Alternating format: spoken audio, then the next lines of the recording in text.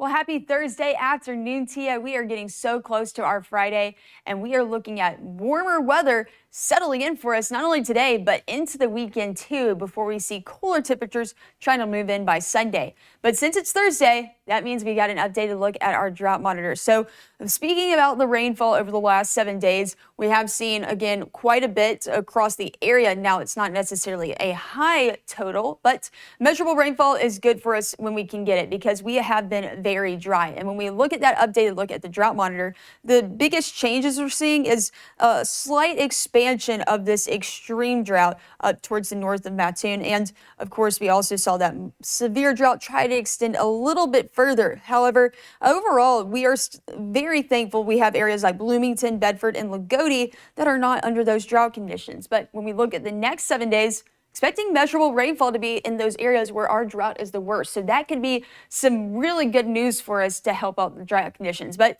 let's talk about our current conditions. We've got high pressure sitting right over us, creating very nice, stable atmospheric conditions, but it's also leading to pretty pleasant conditions. The winds not nearly whipping as much as they were yesterday, so it's a good hair day for us, and winds should stay calm the rest of today as well. And as we look throughout the rest of our Thursday, we're finally getting the kind of weather that you can get out and enjoy. So maybe heading to Griffin Park so you can get some mountain biking in. That would be a beautiful opportunity because of how nice conditions are. Low 60s for our high today before we start to cool off back to those 40s by late tonight. But we have some big changes to talk about going into the future. And we've already seen quite a few changes this week because we started off very, very cold with snow. But now we're looking more like a late summer day going into early fall by the time we get to a Friday and Saturday as temperatures climb into those upper 60s, and we're calling the 70s back by Saturday. And that's because a high pressure ridge is building.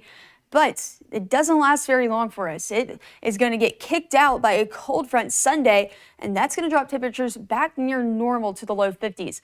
However, when we say cold fronts, we typically get rain. I don't think the rain's coming for us Sunday. I think it's more so coming later into next week, around Tuesday and Wednesday. So looking at the full global model, what we're seeing, those showers coming in from a separate system by Tuesday, and then we're going to have another system that lifts up from the south, bringing rain into our Wednesday. So that's the rain that should be helping us with our drought conditions as we look to next week, but it probably won't come in time for the drought monitor to, again, take those totals. But today, again, very beautiful, very pleasant, low 60s, even warmer into the next few days before we cool off Sunday with that rain coming Tuesday, Wednesday.